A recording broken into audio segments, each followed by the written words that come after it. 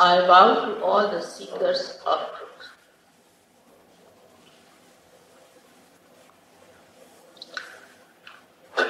While seeking the truth, we have to realize that truth is what it is.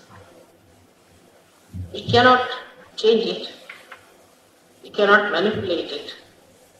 We cannot conceptualize it.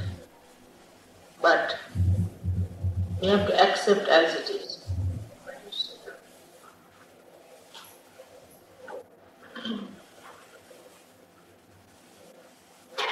The truth is to be understood as it is. So whatever he has told you today need not be accepted. You can treat it as a hypothesis, but must have a scientific attitude to see for yourself whatever is said is there or not, and if so, and if it works out, then as honest people you have to accept it.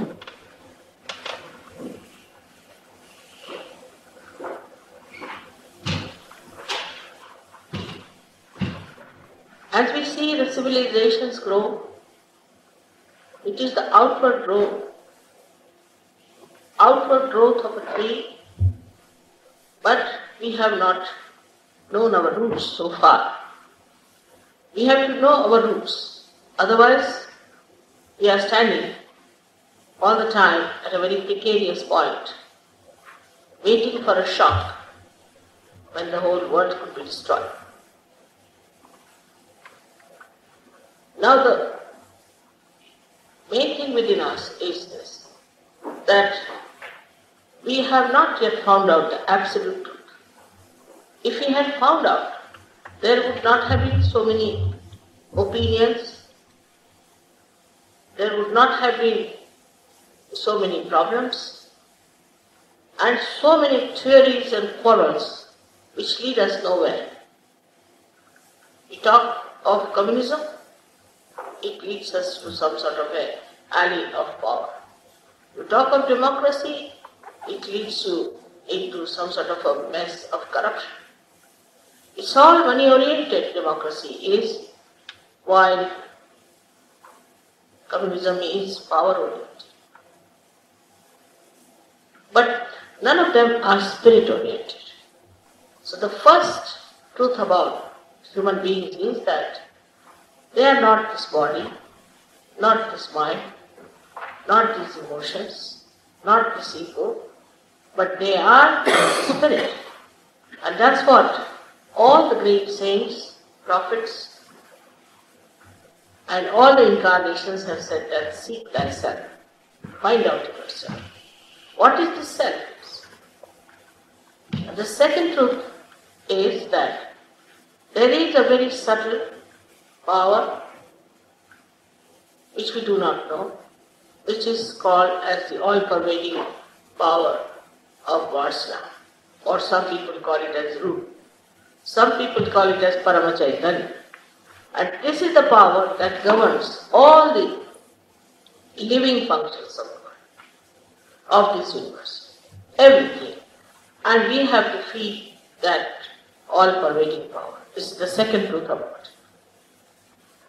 But human being, in his effort to know the truth, has gone into various problems. As he has said that he has gone either to the left or to the right. Because there is no way that we can ascend without the awakening of the Kundalini, or we can say the residual power, which is actually the power of your pure desire. We have desires, but they are not pure. If they were pure, we would not have been running from one to another. Supposing you want to have a car, alright, get the car, you are not satisfied. You want to have a house. Get the house, you are not satisfied. You are jumping from one to another and never satisfied with the desire that you had. That shows very clearly that the desire you had was not a pure desire, otherwise it would have really satisfied you fully. And also according to economics, that desires or wants in general are not satiable. That proves the rule that the desires that we have in general are not satiable. So the left side that is shown here, which is what we call as the Ida Nadi, looks after the desire. So it's a power of desire. Also the autonomous nervous system within us, as they say. They call it autonomous. Doctors are good at giving names, autonomous. But who is this auto? This autonomous nervous system has got a left and a right sympathetic nervous system and a parasympathetic in the center. Of course, being honest, they say that we don't know much about parasympathetic. But according to Sahaja Yoga, the left side looks after the power of desire and towards our emotions, to our past, to our subconscious, to our collective subconscious. And the right side is the one which is also called as the Pingala Nadi, looks after the future of person, gives mental and physical capacity to work out. There are two types of energies which we can work out. For example, if you are running fast, we can increase the beat of our heart. But how do we bring it down to normal is through the central part, which we call as the parasympathetic nervous system, but is looked after by the subtle channel that is called as Sushumna. Now this knowledge was known to Indians since long. It's nothing new. It's known to them since long. Thousands of years back they knew about it. But they couldn't discover a method by which they could give mass realization.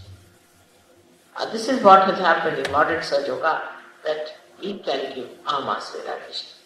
Any discovery, unless and until it becomes public, it has no meaning.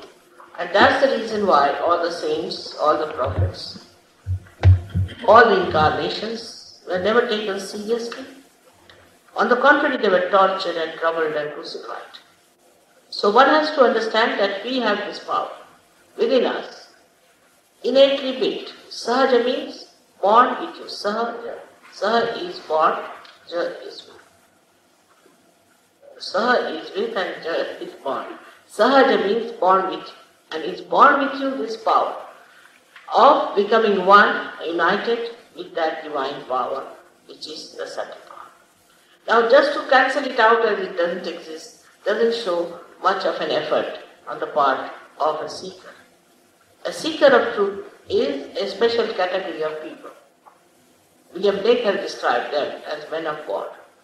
It's very clearly described that these men of God will find out the way, and they will become really the men of God, and they will be able to make others also men of God. At that time, about 100 years back, you could see this in England, but people discarded him as a madman, as usual. There's nothing new about it. All such people were treated as mad, because they were so unique, so different. Like we have Kabira in India, Kabir Das, who says, how am I to explain to these people, because the whole world is blind. They are blind and they don't want to see the colors. So how am I to talk to them about the colors? Now there are thousands and thousands of people who are really seekers of truth. Very amazingly, I discovered them so many in USSR. I'm surprised because USSR, a hall of 2,000 was completely filled and there were 2,000 sitting outside.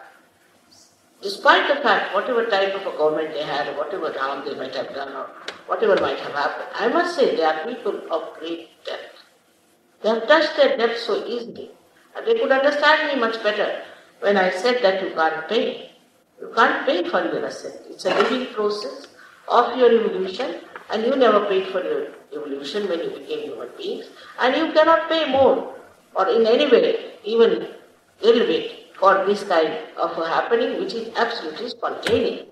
It's like sprouting of a seed. And we don't pay the Mother Earth for that, do we?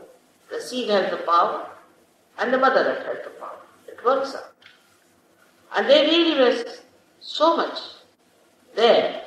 And it has now become such a spread out in Sahaja Yoga in USSR that I don't know what to say for our freedom that we had in our democracy. What it has done to us, it has made us superficial, that we cannot see the truth in a deeper way, that we don't want to understand what is the truth is. And everywhere, I went to America, I was surprised, they asked me how many Rolls Royces you have. I said, I don't have a Rolls Royce because we don't take any money. They said that we are not interested. It has to be a business. Everything has to be a business. God has to be business, religion has to be business. It's absurd. How can that be?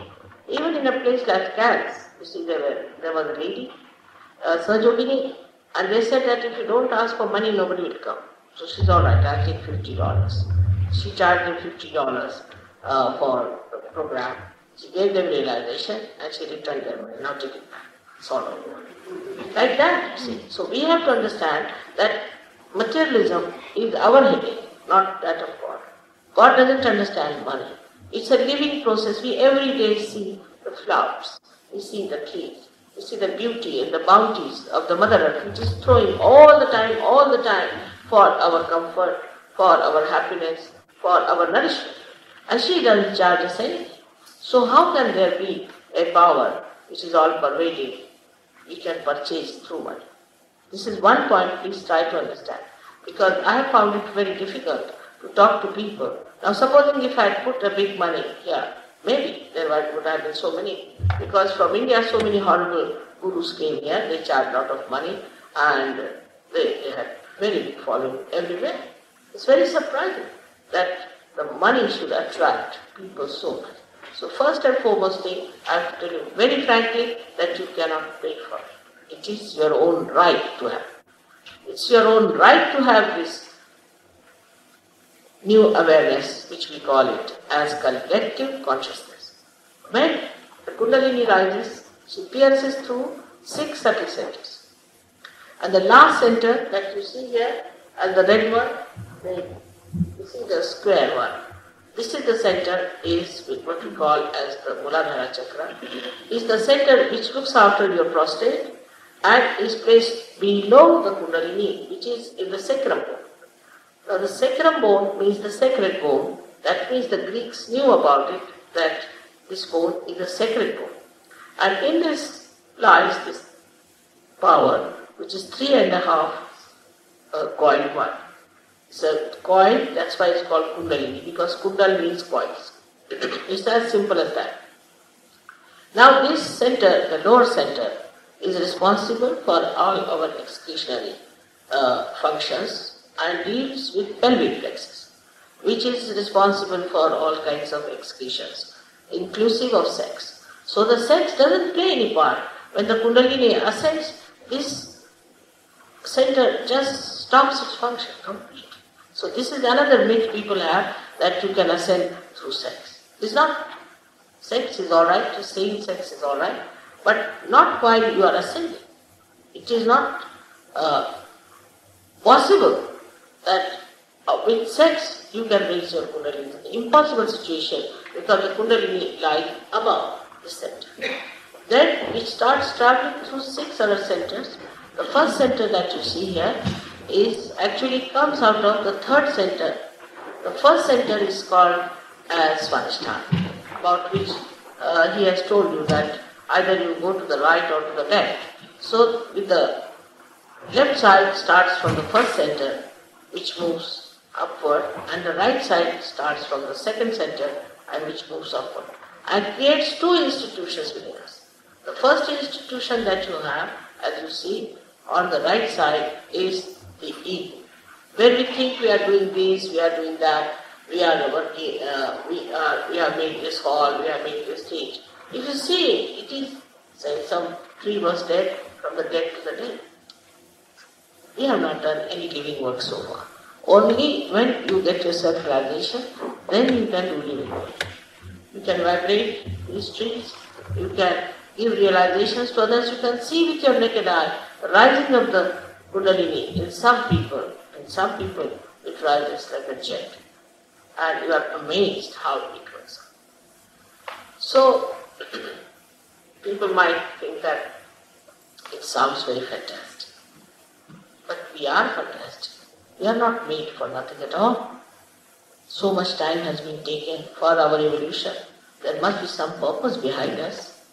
After all, even in human awareness, we are very much higher than animals. Animals can pass through any dirty lane, but we cannot. We have so much sensitivity to color, to beauty, so many things which animals don't have. So now there is the last breakthrough has to come when this Kundalini rises. Like this instrument is to be connected to the mains. You are to be connected to the mains, that's all. It's as simple as that. There's nothing wrong with you. Everything is fine. And this is what we have to work it out. As a matter of fact, it's surprising when your Kundalini rises. You yourself get cured by your own power. Nobody has to do it. Cured of many diseases. It can cure so many diseases we have seen. Recently also AIDS. You saw two persons got rid of their AIDS in part. So one can work it out. But I don't know why people don't take to it and work it out when it is so simple. So many diseases like cancer, incurable so many diseases can be cured by you. You can cure your own disease. You don't have to go to anyone. Nobody has to do it because you have got the power. Only you must know the technique how to do it. It's a very simple technique which you can master in 1 month's time. But we must have our depth to understand our own value and to estimate ourselves that we are not ordinary people just to waste our life in a mundane thing, but we are something great and we are seekers of truth. As a result, you will understand that you are great and that you have to know the truth. And once you get it, then universally you know everything just the same. There's no difference. For example, when it happens, your hands become enriched and you start feeling on your fingertips the all-pervading power. Now, if there's something wrong with you, these fingers indicate what's the problem. In the Quran it is written clearly that at the time of your resurrection, your hands will speak and will give witness against you very clearly. He's done a lot of work, but I don't know what Muslims are doing. Same about Christ has said it, that there is going to be a resurrection time for all of us and a judgment time, and that the Holy Ghost is going to come. All kinds of things are said, but people are not seeking that.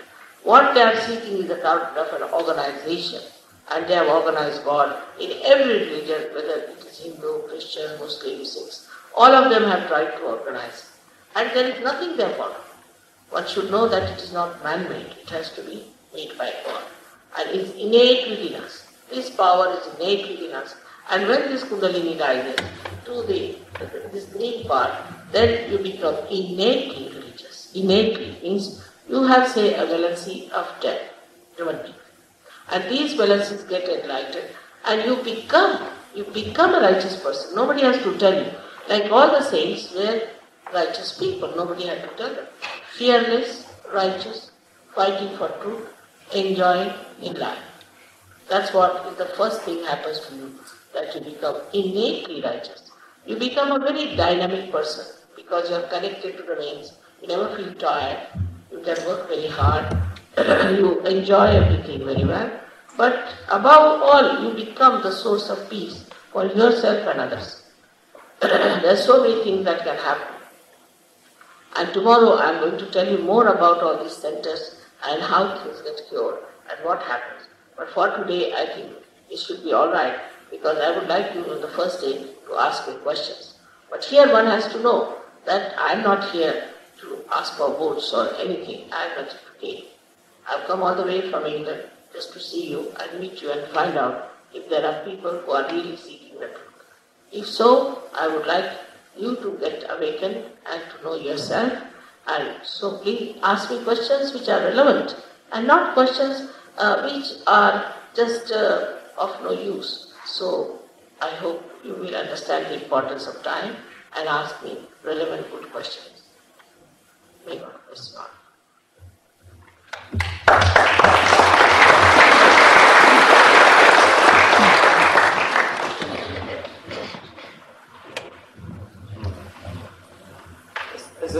ongoing thing over the next couple of nights? Or Can you stand up, please? is this going to be ongoing over the next couple of nights? It's one continuation of tonight. Yeah. Yes, please. Yes. How many days does it go for? 2. So how many days ago? Only for 2 days, I'm sorry. Right. I'm traveling now. I have to go back to Australia. And you'll be amazed that Sahaja is working out in 40 nations. And here also we have a very good center. And there are very well equipped people who can help you. And they have a course, I think, for 7 days. Though I didn't understand the part of the course, but they said that people understand course better because it's a subject not known to them. So there is a course also which you can join without paying anything. You have to give some time, that's all.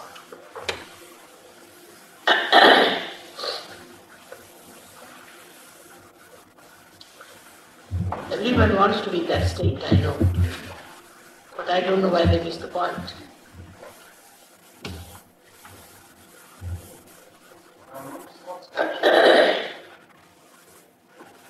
Tantric yoga, what explain? He wants to know what tantric yoga. Now, Tantra means mechanism. In Sanskrit language, Tantra means mechanism. And this is actually the mechanism, actually. But those who are not Sahajogis, who are not yogis, those who are not realized souls, this is yoga, this is Sahaja. What they do is to use this mechanism without knowing anything about it. Then they are called as tantrikas because they go just in the opposite direction, not in the right direction. Like one way is, one of our books has described them very clearly, these tantrikas are the people do funny things in, say, a temple of a goddess and try to make a place vacant, to do all black magic and all sorts of things, to mesmerize people, to do black magic, all what we call the science of the dead. That is actually tantrika. In a way, it's a misnomer because they don't know anything about tantra, about the mechanism. And they have no right, but they do it. And that's why they suffer so much. They die a terrible death as well. But because of those black magic things, they can tell you what is in your mind, they might tell you the number of the horse, all sorts of things they do. But that's not so important.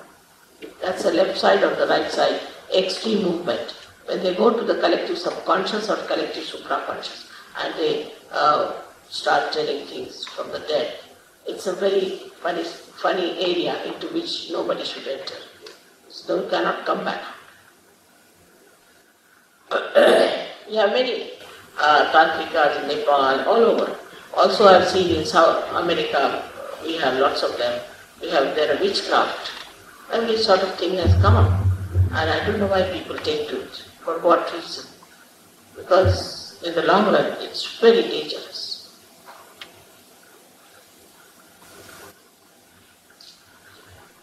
What are the basics to follow yoga in life? Basics to follow Sahaja yoga in life. Nothing you have to just desire. Nothing to be followed. Just desire that you want to have your self-realization. As a result, yourself, that is your spirit, shines in your attention and you yourself become equipped. Know what is good, what is bad. You become your own master. Like you feel on your fingertips, supposing now this center is catching or this center is catching, you immediately know this is the problem with me, and if you know how to correct yourself, you can correct it. Also, you can, in collective consciousness, it's a new consciousness, new awareness, which develops within you. You can feel what's wrong with others, and you can correct that also, and help another person to correct it. But for the time being, just you have to be desirous about it. And secondly, you have to forget the past. You have to be in the present. Forgive yourself. You have to really have self-esteem. and full faith in yourself that you can get your self-realization. Full confidence. Also you have to forgive others, because that's also a myth. Whether you forgive or don't forgive, it's a myth. But if you forgive, then don't play into wrong hands. As simple as that.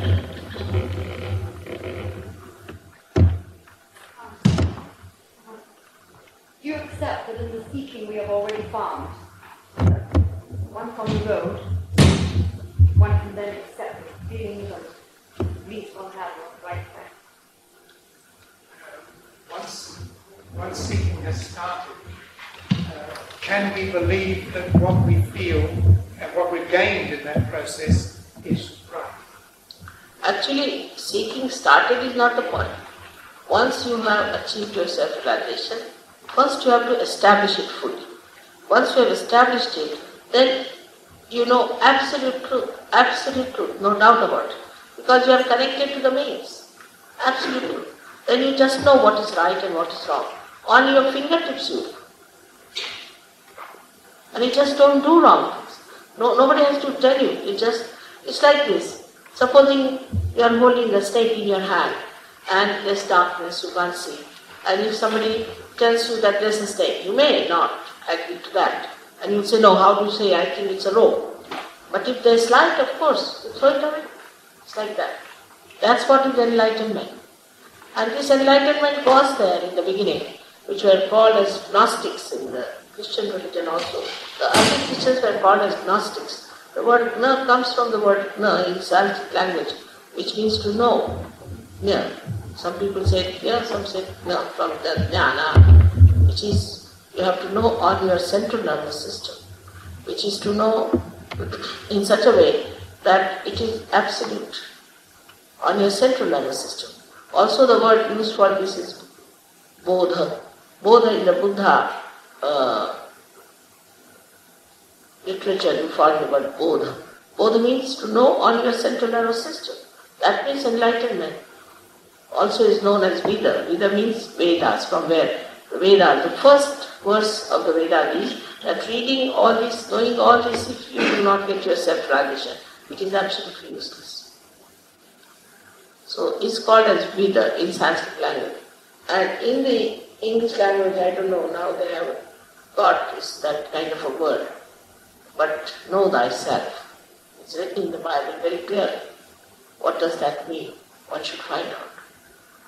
So the actualization of the baptism takes place. Because when the Kundalini rises, she appears through the spontaneous bone area, and you can feel the cool breeze of the Holy Ghost coming out of your own head. I don't have to certify. You have to certify yourself. You see yourself and you feel it yourself.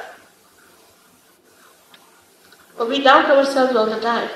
We can't believe ourselves that we can get it, but the time has come. Why not?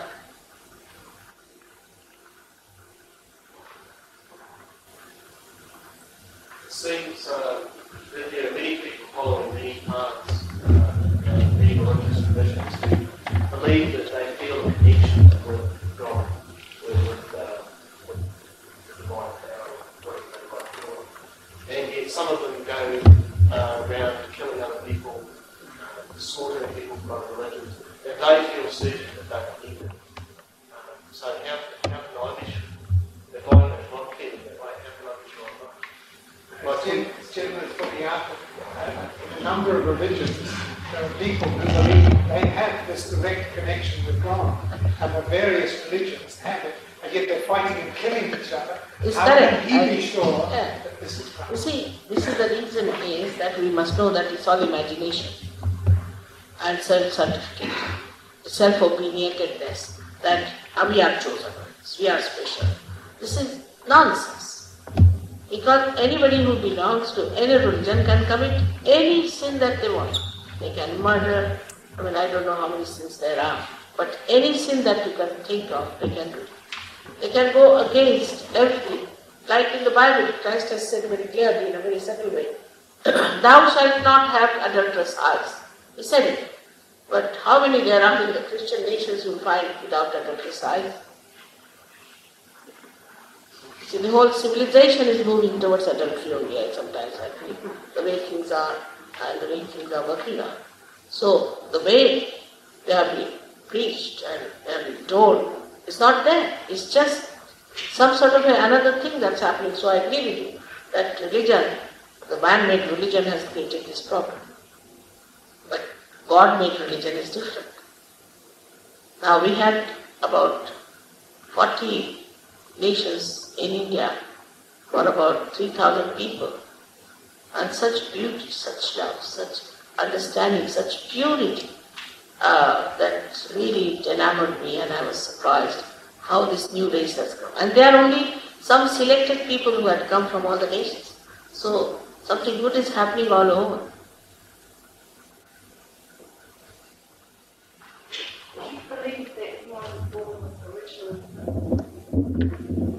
You believe that everyone is born with original sin. You see, this is original sin is not nobody is born with it as such. See what happened at that time. We could have managed it better in the sense that if Adam and Eve had agreed to the verdict of God and had obeyed, they would not have been such a problem. But human beings wanted their freedom, and then God realized that this freedom has to be given to them. Let them see through their freedom what you call the trial and error and trial method. So then they evolved as human stage. It was chosen. This path was chosen. So that original sin and everything is idea within us, because only we human beings think that we have done sins, not the animals. Animals never think of sin and all. So this idea just disappears as soon as the center, Agya Chakra, opens, and that ego and superego, the conditionings are sucked in, and like this they open out the lotus. And when the Kundalini goes out, all your karmas, so-called, and your conditionings, or the kusanskas, all get dissolved.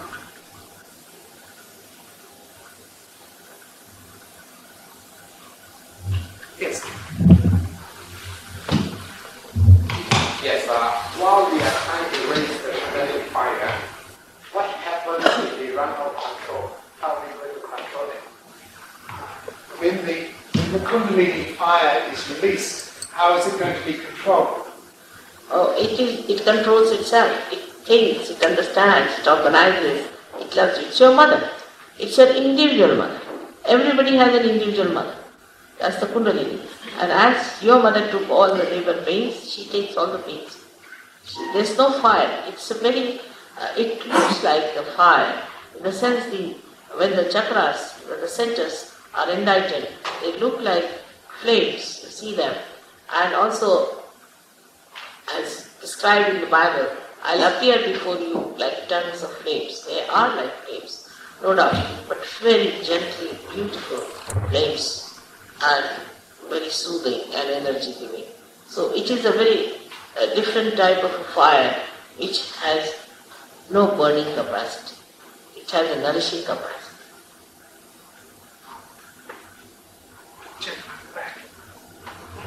What techniques does Sahaja Yoga use to raise Kundalini, and is there any difference with other systems of yoga?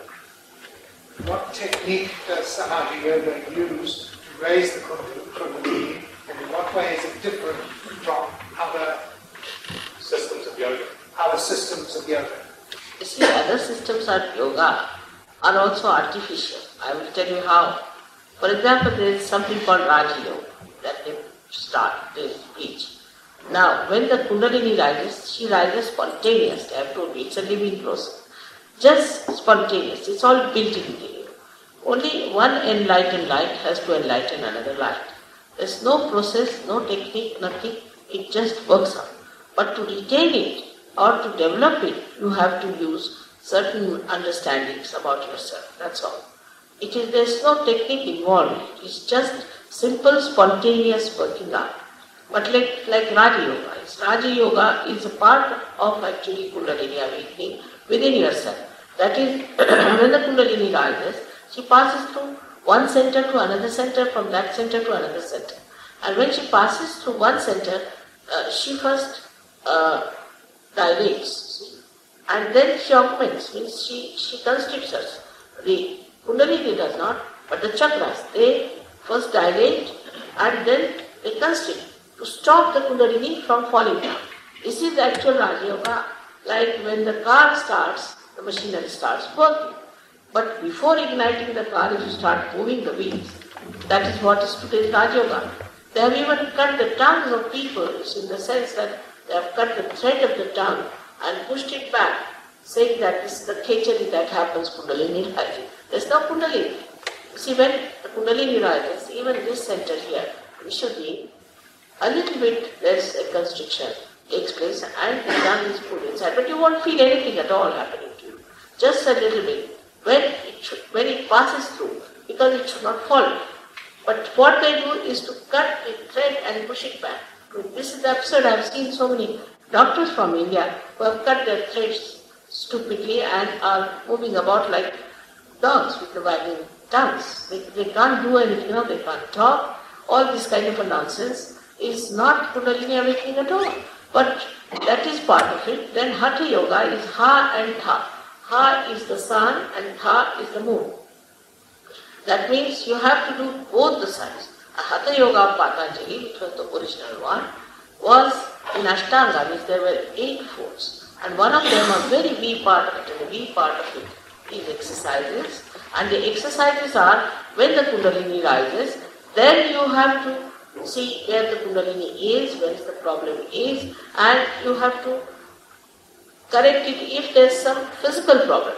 Then you have to go for a particular type of an asana or particular type of an exercise. But when we do Hatha Yoga these days, we are doing it very indiscriminately, without understanding the science behind it, and it can be very dangerous, very dangerous. Because I have seen people who do it become very dry, and they suffer all the right side problems. They also get massive heart attacks. The worst is mostly they get divorced because they are so dry and so hot-tempered that if you have to reach them, you better use a barge pole. This is what the modern Hatha Yoga. We are taking all the medicine box inside ourselves without understanding what we should.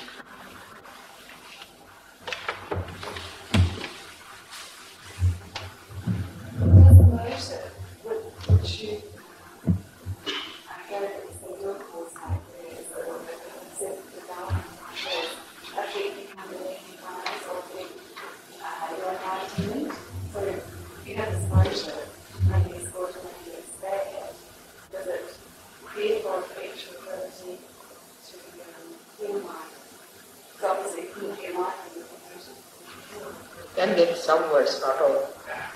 She's asking to what extent the motive, the desire for Kundalini awakening, how much that affects the actual event itself.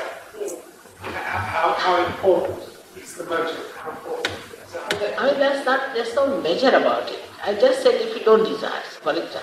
I cannot force on you, isn't it? You're free. I cannot force it on you. That's the point. There's no measure about it. Is that you want to have Kundalini awakening? All right. But if you don't want to have, how can I force it on you? It cannot be forced. I respect your freedom. And the Kundalini also. She won't rise unless and you really want her to rise. There's no measure about it. There's no proportion. Nothing of the kind. But just I said that you should want it. You have to knock at the door, as they say. I don't find it it's more the purity of the motive as opposed to the amount of desire, the purity of the motive. Does the purity of the motive affect the Kundalini awakening? Yes. Does the purity of the motive affect Kundalini awakening? No, my child, it's not that much, you see. You don't become worried on that point. It's nothing of the kind. The Kundalini knows you very well. She has taped everything all your lives and she knows you very well. She will manage it. You don't have to worry so much into it and you don't have to think about purity. She's the one who is the purifier. She'll work it out. So leave it to her. But only thing you have to ask for it. I cannot force on it. This is the point I make. Alright? How can you weigh the purity? Cannot weigh. There is no weighing point.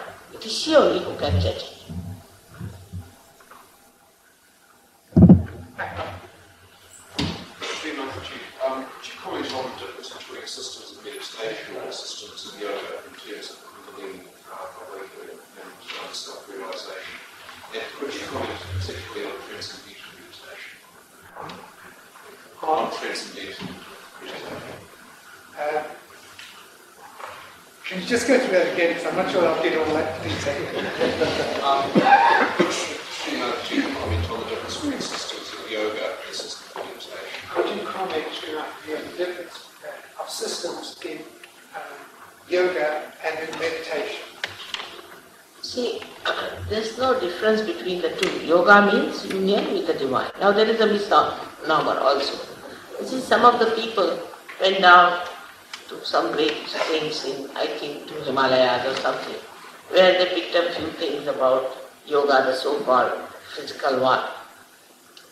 But actually, if you see, it is systematically one after another that you have to become, first of all, in the Patanjali Yoga also, you have to become first thoughtlessly aware, called as Nirvichar Samadhi. Any yoga has to be done. So thoughtlessly aware means you are aware, absolutely. I mean, you are very alert and you are very aware, but you are thoughtless. There is no thought in it. But the thought rises and falls, another thought rises and falls. But in between the thought there is a very little space. So we are either in the future or in the past. But in the center is the present. So what happens that when Kundalini rises, these thoughts lean out. And there is a little space which is called as Vilamba, increases. And that's how you become thoughtlessly aware. And when you are thoughtlessly aware, you are in present. So there is no thought, you watch something, you just see the thing, you become a witness, and the whole joy of that witnessing is pouring on you. Also, by witnessing, you can solve your problem because you are away from it, you can see. You are not in the water to be drowned, so you see the waves, and you are in a boat, you can see. So it happens in such a manner that you become a personality which does not get involved in it. It's a detached personality, and you grow in it. That is the first stage that you achieve, is thoughtless awareness. And the second stage is called as doubtless awareness, with Nirvikalpa Samadhi, by which you get endowed with lots of powers of raising Kundalini, and you are doubtless about it, and you know everything about it, and you know the whole way of working it out. So that is the second stage, is called also as Nirvikalpa Samadhi in the same yoga system. But like people have taken out this much of here and this much of here, that's not the way. It has to be systematically the yoga with the divine. That's the main thing. Yoga means that. Yoga doesn't mean it. Also another word, another meaning of the yoga is yukti, meaning the deftness, means the deftness. Deftness, how to work it out.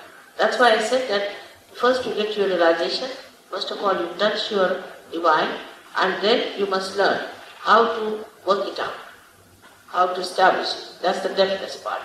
So with the second happening, you become deft, and when you are deft, you are called as a person who has doubtless awareness, deft. That's the only word in English I find to explain. There's another section to that question.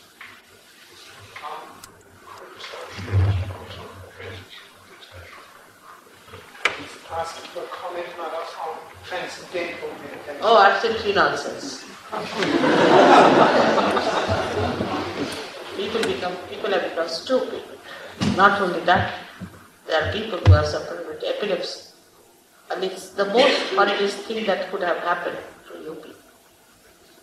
There is one fellow called Peter Pierce, who was head of the organization they had established in Roanoke in Scotland, where a poor man, the silver big diamond merchant, had purchased ashram for that, stayed there. And he and his wife was the granddaughter of a duke. All their money they spent in building up this kind of a thing, where they started a flying academy, where people were supposed to fly. And he was under complete mesmerism with that. and the whole money was sent to Switzerland while this fellow was running that. Ultimately, they became complete broke. And all of them, he and his deputy director and his daughter and his wife, all of them got epilepsy. And they had no money with them when they met me. And when they came to me, I didn't know what to do, so I asked them to stay in my house. They stayed in my house. They got cured of their troubles and all that. And now he's going to write a book about this, what is it? And the whole thing was so stupid. I don't know how people accepted such a nonsense from them. Because they were given mantras which has no meaning in Sanskrit language. If there are Indians, they can understand. First one was called as Inga. Inga in Hindi language means a bite of a scorpion. Second one is a pinga, where the person gets possessed and goes round and round is pinga. And the third one was tinga. Tinga means when you show like this to everyone. And it was done with such a pomp and show that people had to pass through 7 rooms and reach the place, and there was some sort of a ceremony was done, and in the ear this horrible mantra was said, and they had to pay 300 pounds only for this kind of a nonsense. And people are so gullible and vulnerable. The main thing I feel is the attraction that you have to pay. Even now, I see in my another life, as you know, my husband is such and such. I find people talking, have you been to this guru? I said, which one? This one is very good. You know, he is rather expensive but very good. Now there is some bargain going on. Can you imagine? This kind of a thing. And transcendental meditation is something, some sort of a horrible mesmerism, where they have this happening that people become epileptic, cancer, and the worst of all is AIDS. I've said it many a times, they have not challenged me so far. They cannot. I can prove it. But you are so gullible. And the way they described me, that they had a session for these so-called flying squads that they were preparing. We should be sensible to understand, are we going to now fly in the air? What are we going to gain out of it? And now they have started a new thing, is Ayurveda. For Ayurveda, why should you go to this man? You can come to India, or you can have some Ayurvedic treatment here. Why do you want to go to this man? What is the need? Who is he? And he himself, I think, was quite aware of the stupidity, so he used to giggle all the time at people when they did it. How stupid they are. He is known as Giggle Guru.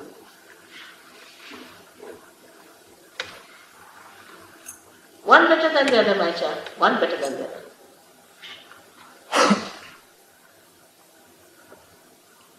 Their claims are all nonsensical. Like in one of the programs, they said that when the brain was put to a kind of a recording, they found theta waves. Anybody who has any sense of medical science will know theta waves are only caused when there is epilepsy in a person. And we had a doctor, Dr. Rustam Barjorji. He was in that meeting and he said that theta waves are only caused when there is epilepsy, because he's not only a doctor but also a psychiatrist. So they got after him. Oh, when are you coming to our place for lunch? How much money should we pay? This and that. You really need strong people to understand this. And wisdom. They are not successful in India. They cannot be, because Indians have basic wisdom about such stupid things that way. Any mantra is not alright. You have to know what chakras you are catching. And there you have to know what mantra to use. It's very scientific.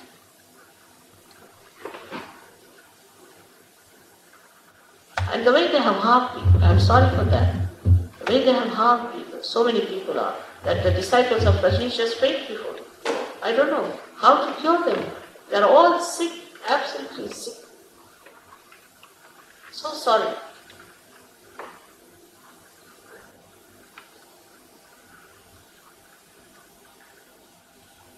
And some of them are violent. This Anand Bandis, they are violent people.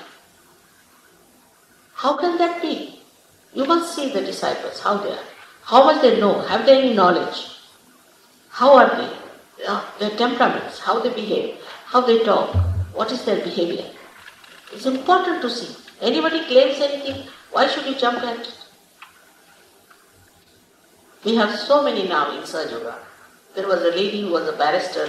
She spent all her money, and she told me a very funny story about this DM, that they charged her £6,000 to go to Switzerland, where they were put into some sort of a hotel, and they were asked to drink for 6 days the water which boiled some dirty potatoes. That water was taken for 6 days, and 7th day they had to eat the rind of those potatoes, and then the 8th day the potatoes. That's all. And £6,000 she spent. Her sister got mad, she became lunatic. She was in a lunatic asylum, she's cured now. How can you believe such things? First and foremost thing you must know, that God does not want you to suffer. Never. Why will He want you to suffer? Christ has suffered for us. No more sufferings. This is another style. You must suffer. Why should you suffer? God wants you to be happy, joyous, to enjoy His bounties. Why will He want you to suffer? You will understand this. Once you are enlightened, you will be empowered. You will know that this is all false. It's all just to make money. It's all money-making propositions. I have talked about it since 1970. I told the name of all these horrible devils who are born again. And nobody would listen to me. They were so enticed by him. All sorts.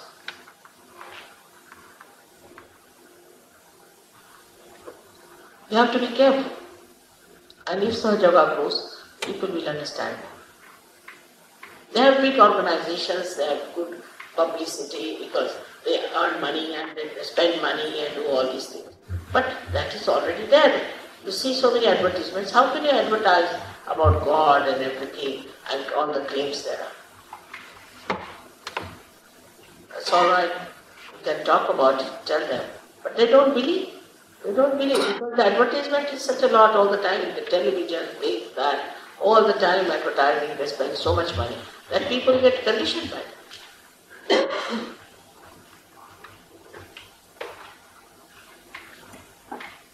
Alright? Doesn't matter whatever you have been, whatever you have done, it does not matter at all. Whatever may be the conditions, doesn't matter. I have seen in Sahaja Yoga, if you are a seeker of truth, you have every right to get to it. But that has to be established. Alright?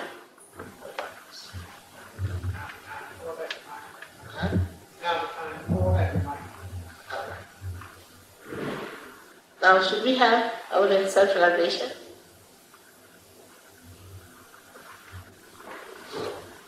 I've been talking every day.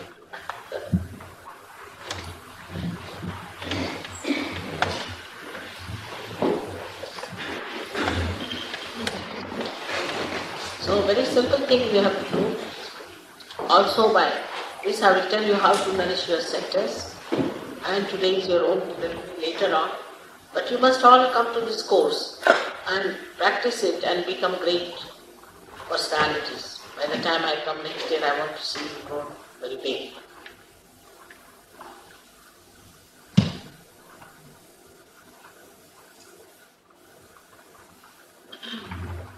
Now, first condition, as I told you, is to forgive yourself.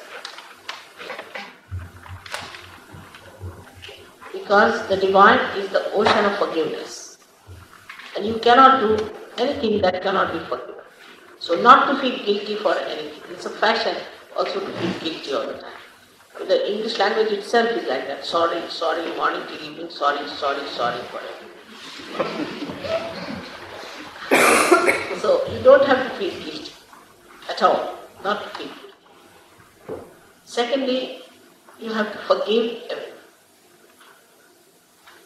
And when you have to forgive everyone, that means you don't have to count how many people you have to forgive, what they have done to you, and what wrongs have been there. Nothing of the kind. In general, you have to say, I forgive everyone from your heart. These are the only two conditions we have for surgery.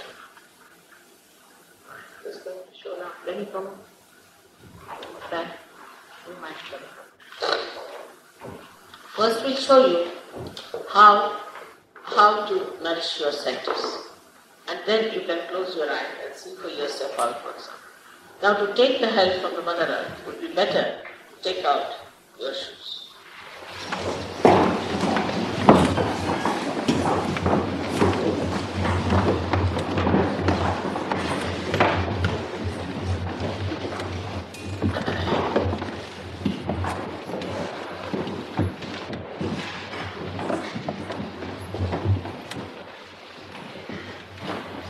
You have to now put your left hand towards me, which is suggestive of your desire to have your realization. That's all. Just to put your left hand. That's sufficient. Just to put your left hand like that. You can put it on your lap. Now put your both the feet apart from each other, because there are two powers as I told you. The left hand towards you. Now those who don't want to do it can go, because I cannot force on you, have to already. And it won't be civil for you to sit here when others are doing this. So, only those who want to have can have it. It cannot be forced. So left hand towards me, please. And the right hand is to be used for nourishing our centers. So, first we put our right hand on our heart. In the heart resides the reflection of the spirit in the heart. Please, everybody do it. It's very good. Then, please take down this right hand in the upper part of your abdomen on the left hand side. We work only on the left hand side, keeping the left hand like this all the time. Now, on the left hand side is the center of your mastery. This is created by all the great masters for you, right from Confucius, Socrates, all these great masters, Abraham, Moses, up to recently, we can say, Siddhi Sainam. All of them have created this great center for you and is ready to be enlightened. So this is the mastery of yourself and the mastery of this art of surgery. Now you put your right hand in the lower portion of your abdomen. The lower portion of your abdomen on the left hand side. This is the center through which the manifestation on our central nervous system takes place. Manifestation of the divinity, of the truth, of the collective consciousness comes through this center.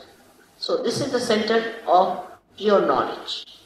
Then we raise our hand again to the upper portion of our abdomen on the left hand side. Then we raise it to your heart,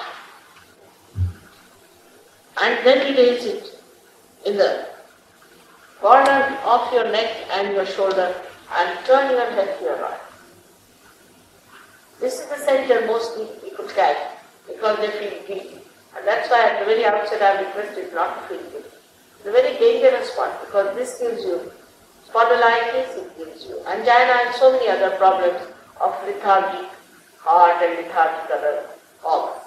So now please put your head to your right. Now we have to take our right hand to our forehead, put it across and bend your head as much as you can. Allow it to rest on this hand. Press it on both the sides. This is the center to forgive others. Now you take back this right hand on the back side of your head and push back your head on top of it as far as possible. As far as possible. Here, without feeling guilty, without counting your mistakes, you have to just say that you should be forgiven by the Divine. You have to ask for forgiveness from the Divine. But you don't have to feel guilty at all. Now, stretch your hand and stretch your palm, please.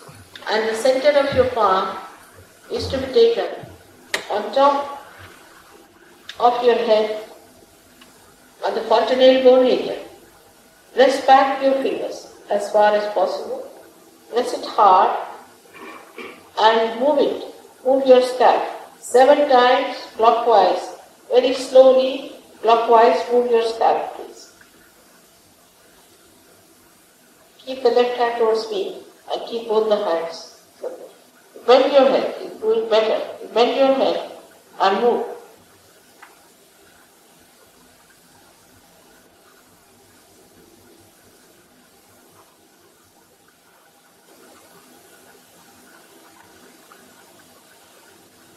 That's all to be done. We now close our eyes and you can take out your spectacles if you want to, because it also helps sometimes for the eyesight. So just you have to keep your eyes shut till I tell you to open. Again, remember to keep both the feet separate. One hand towards me like this. With the right hand we start on our heart. Put the hand on your heart now. Now don't doubt yourself. Please don't doubt yourself. Have full confidence. In the heart, please close your eyes now. Please close your eyes and open when I tell you. In the heart resides the spirit. So here you have to ask me a question 3 times as you would ask a convert. Ask a question. You can call me Shri Mataji or Mother, whatever suits you. Mother, am I the spirit? Mother, am I the spirit? Ask this question 3 times in your heart, not loudly.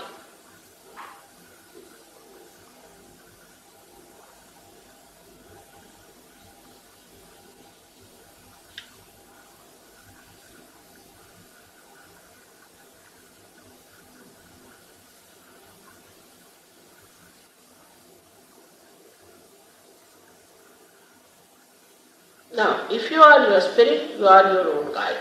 You are your own guru. You are your own master. So now please take down your right hand in the upper portion of your abdomen and press it hard. And here, ask me another question 3 times. Mother, am I my own master? Mother, am I my own master? Please ask this question 3 times.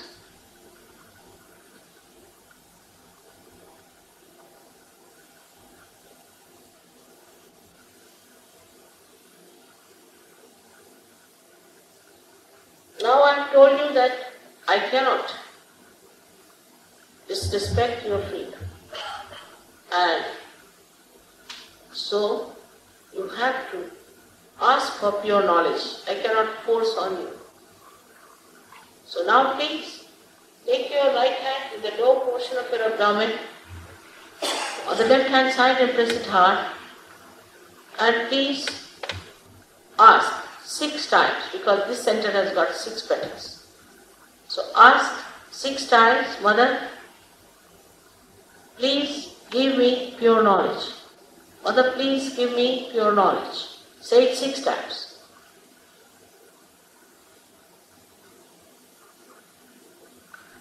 As soon as you ask for pure knowledge, the Kundalini starts moving upward, which you won't feel.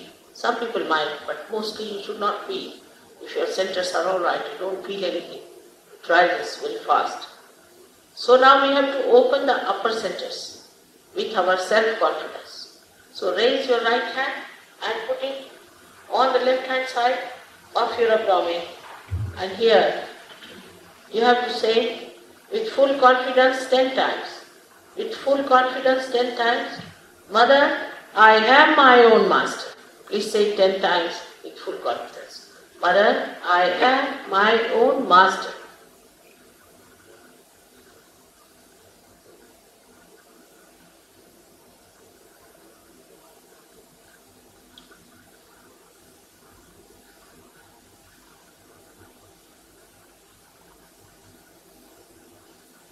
Now the greatest truth about you is this, that you are the spirit. You are not this body. You are not this mind, you are not these emotions, you are not this ego, not these conditionings, but you are a pure spirit. So now raise your right hand on your heart and with full confidence say 12 times. With full confidence say 12 times, Mother, I am the spirit. Mother, I am the spirit. Just say that.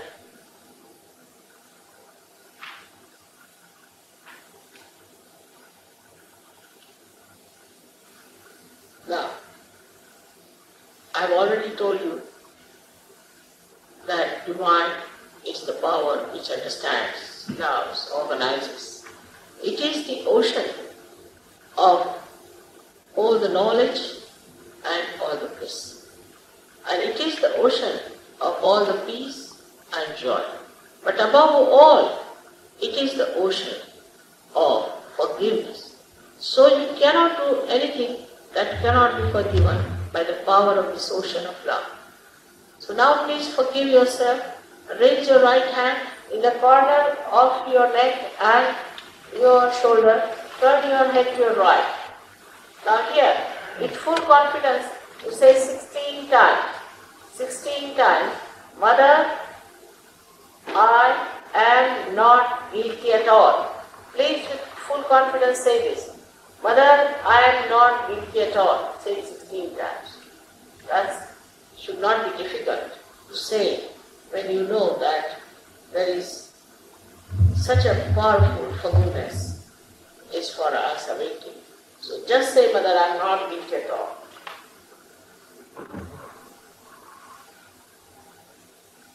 Now, as I told you, that we have to forgive everyone.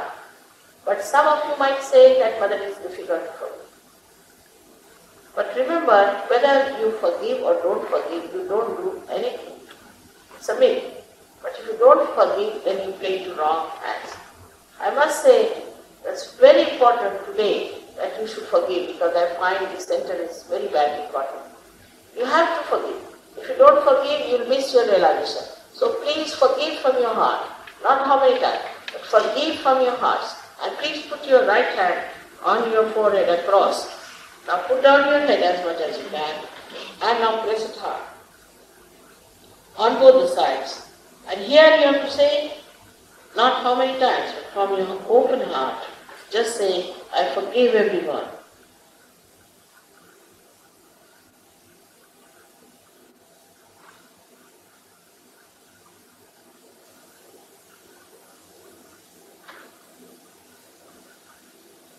Now, take your right hand on the back side of your head and slowly move your head upwards. Let it rest on your hand properly. Without counting your mistakes, without feeling guilty for your own satisfaction only. You have to say, O Divine, if I have done anything wrong, please forgive me. O Divine, if I have done anything wrong, please forgive me. This also you have to say from your heart. Not how many times, but from your heart. Push back your head as far as possible.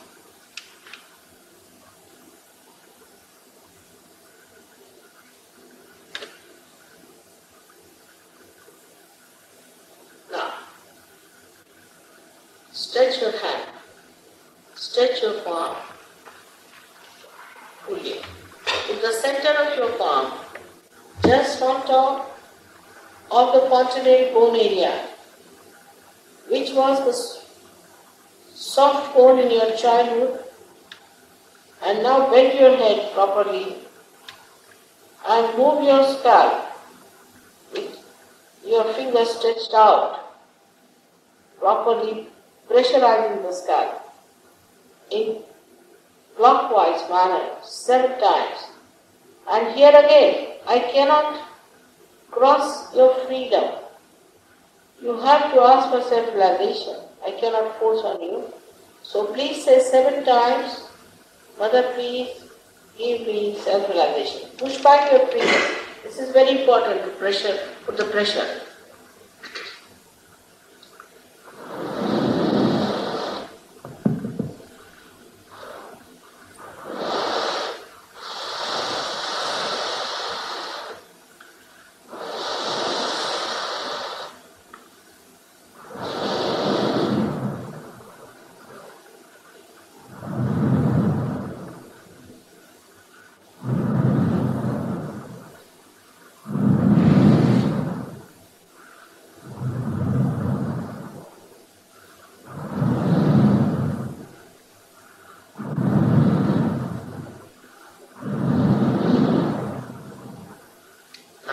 take down your hands. Please. Both the hands towards me right now. Now watch me without thinking. You can wait. It's just for a second, but it works out. Now, put your right hand towards me like this. You can wear your glasses if you like. And put your left hand above, not on, above your head. Bend your head and see for yourself there's a cool breeze coming out of your head. Maybe some heat coming out, doesn't matter. But it will be followed by cold breeze. So please put your left hand. Don't doubt. Don't think of the air conditioning you have. It's coming out of your head or not. Just see for yourself. Take it above. Now, put your left hand and bend your head again and see for yourself if there's a cool breeze coming out of your head.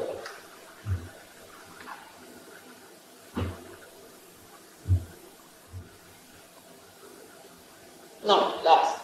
Again, put your right hand towards me, bend your head please, and see for yourself again if there's a cool breeze coming. Some people get it a little far, some people closer, but not on top of your head, away from it. Bend your head and see for yourself. Please, see for yourself. You have to certify yourself. Now, raise your hands above your heads. And your head. Here you have to ask 3 times. Mother, is this the cool breeze of the Holy Ghost? Mother, is this the all-pervading power of God's love? Mother, is this the Parama Chaitanya? Ask any one of these 3 times. You can bend it back 3 times. Now, take down your hands. Put your hands like this.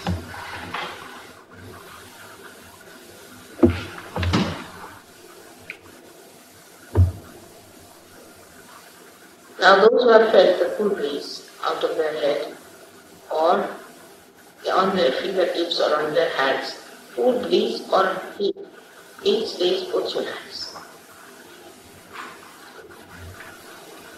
Like this. So many saints